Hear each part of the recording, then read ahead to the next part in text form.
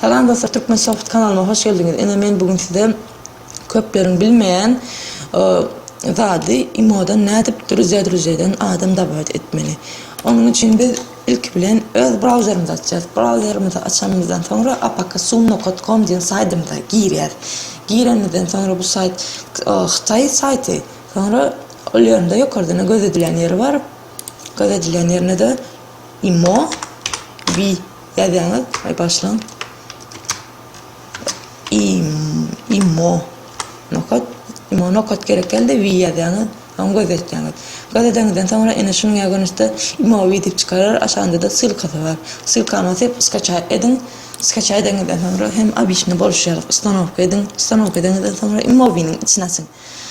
Açarsınız imo vi'nin içine. Enek abişini imo'nu açar.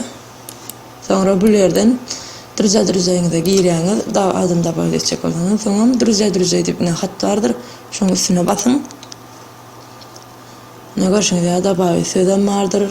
Razbulakı iroda etmem vardır. Dabavi dedin. Razbulakı iroda dedin. Razbulakı iroda dedin. Ol sizin özünüze bağlı. Yani şunun yagonuşta imo'dan dedin. Andan dabavi edip bileniz.